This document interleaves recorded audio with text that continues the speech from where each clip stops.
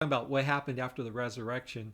But before we get there, we just want to give you a chance to sign in, say hi, and let us know that if you have a question or a comment, feel free to like us, follow us, do all those kinds of things. But we sure love to be able to engage with you a little bit. And if you're watching this after the fact, we'd still would love for you to make some comments and to just drop us a line, let us know what you're thinking, or have comments about hopefully what we're talking about, but also if you have something else that you want to bring up, we'd sure like to be able to talk with you in that regard.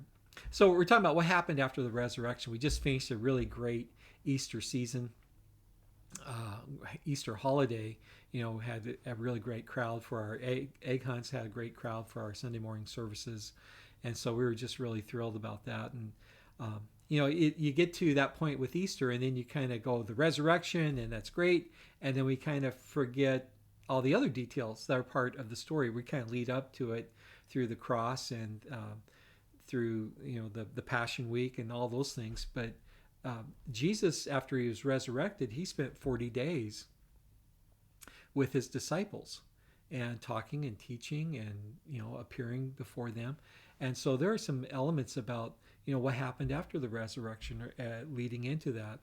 And I just think it's important for us to look at those parts of the story, because they are important to us in terms of our faith. They're important to us in terms of proving the historical reliability of the story. Plus, they're just interesting elements about understanding the context and what's going on in that time when Jesus was here on this earth, and the birthing of the new church, the early church, and some of the things that they had to deal with. So I just find those things fascinating. So I just think that if you haven't taken the time to read that, in all the Gospels, Matthew, Mark, Luke, and John, at the very end of the Gospels, as they tell the story of obviously the crucifixion and the resurrection, they also include a lot of these details about what happened after the resurrection, about what Jesus did, who he appeared to, who he talked with, some of the things that occurred. And of course, in the front beginning of the book of Acts, they allude to a few things there too in chapters 1 and 2. So just to kind of give yourself a little bit of place to add some depth to your understanding of the story if you haven't looked at that before. One of the things about looking at any story in the Bible, though, is this idea that you have to stay curious. You have to maintain this desire to I want to know what that means, or what was happening, or why did they do this, or why didn't they do that. I think that those are important elements to any story in the Bible, because it's so easy to just go for the status quo, or just go on what you thought you heard, or looking back to your time that you were in Sunday school, and maybe some of the stories didn't get fleshed out fully the way that they should. So I think it's just important that we ask good questions, and that's going to be kind of what I do tonight, is just ask some questions that I've always been curious about and have done research on. And I think that it'd be good for you, if you haven't thought about these, that maybe you might want to search and seek things out. And information is available to us more than ever before. So yeah, I think that stay curious, and don't be satisfied with pat answers. Get in depth. Ask some difficult, challenging questions. Don't be satisfied with just a real simple answer. It may be a simple answer, but not necessarily are all of them a simple or a one-word answer. Don't be afraid of the truth, and it's okay to be uncomfortable as you're searching for understanding.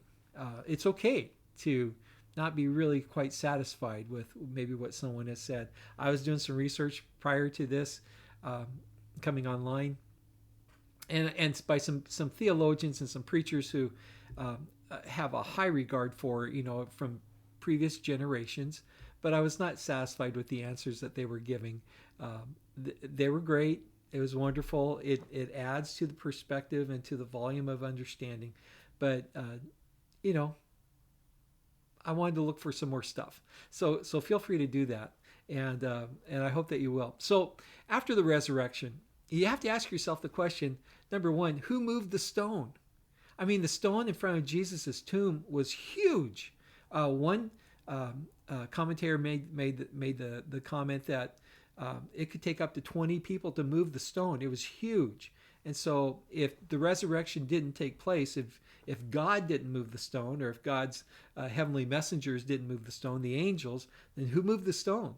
I mean, it was this huge thing that once it was sealed, and it required a lot of effort to get that moved out of the way. So I think that it's important that you think about that, and answer that question. If it was in place, who got it out of place, and what took place with that? And then the other thing is that about Jesus being buried in the tomb is that there was a guard that was placed on the around the tomb, and it was a Roman guard. It was and the tomb was sealed with a Roman cord.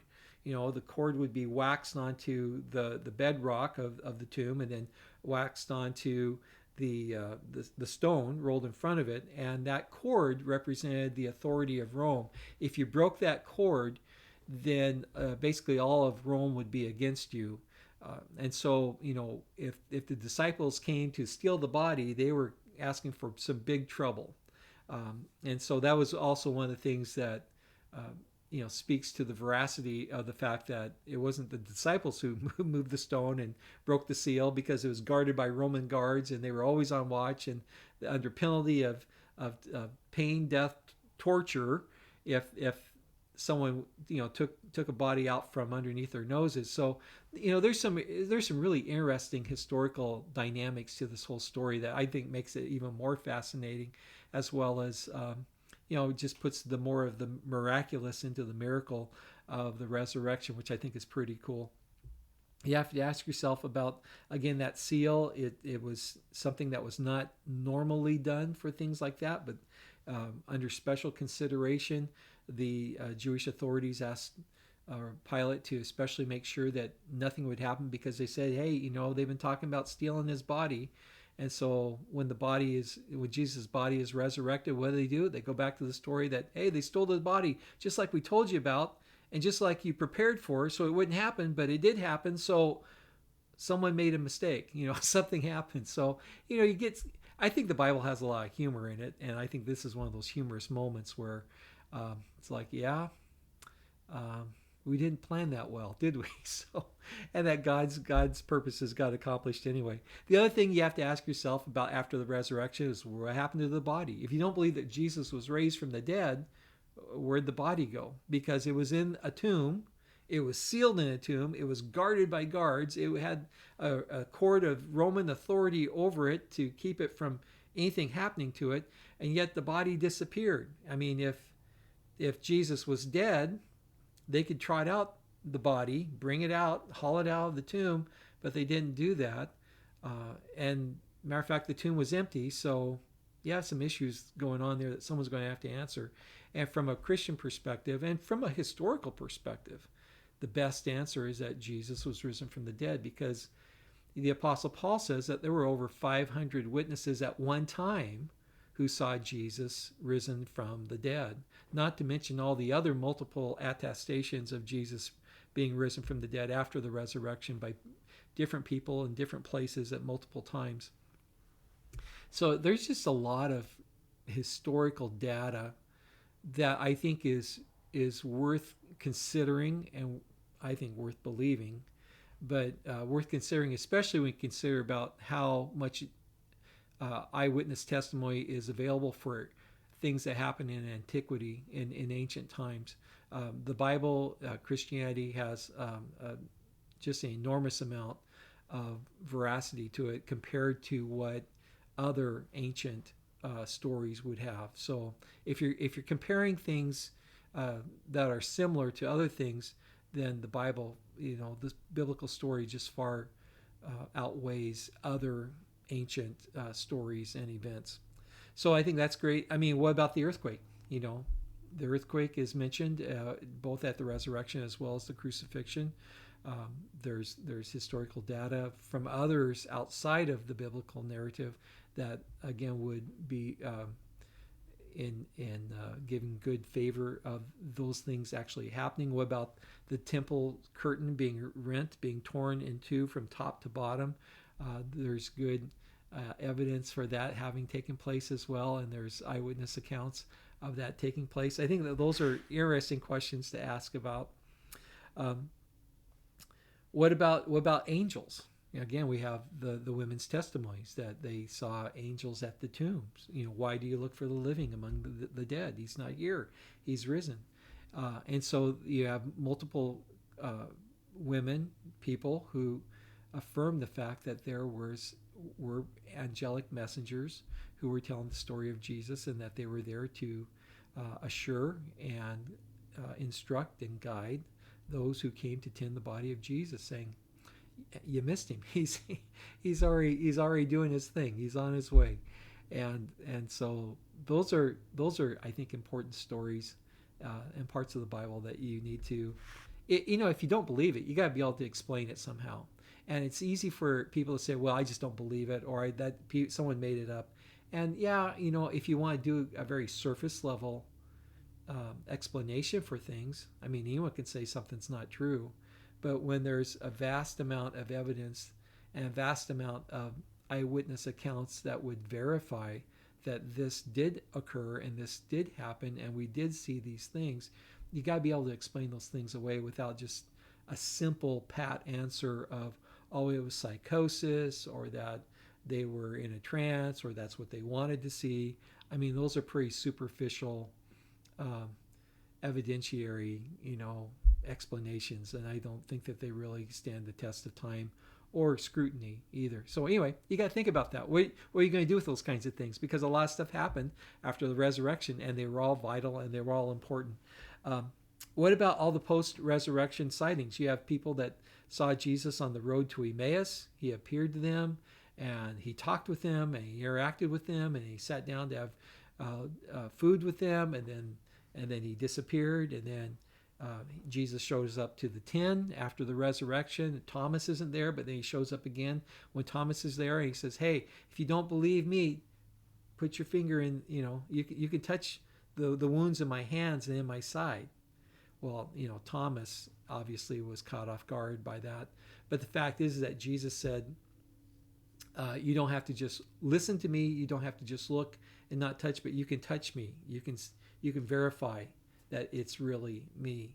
And so that really kind of speaks to the fact that Jesus is not just spirit, that he was raised in newness of new body and new content. And again, you got to be able to explain that. I mean, people saw him for 40 days after throughout the 40 days after the resurrection, till finally he ascends to be with the Father. So these are some really eyewitness accounts that you got to explain one way or the other. You got to come to grips with it with your own faith, but you also have to come to grips with it in terms of how to explain it. Either explain it for you to believe in, or explain it in order to do away with it, because it's there and it has influenced and impacted people down through the centuries, down through the generations. It has encouraged faith, and it has given us great joy as a part of it. And again, I think it's just what a cool story, and what so many neat dynamics that are a part of that. What about the fact that Jesus shows up to his brothers, James and Jude, who did not believe him before the resurrection, but after the resurrection, oh yeah, now these are people who knew Jesus thoroughly before before he started doing his ministry. And the scripture tells us at one point that the family came to get him because they thought he was crazy. But there was something dynamic that happened after the fact, after the crucifixion, the burial, the resurrection, that transformed their lives from people who were not believers in his deity, not believers in his messiahship, and that they became full-fledged believers of him, and leaders of the early church. So this was some dynamics. And then you have Simon Peter, where Jesus appears to him in a number of times and places, especially since the fact that Peter had denied him. So again, elements of the story that I think are so encouraging.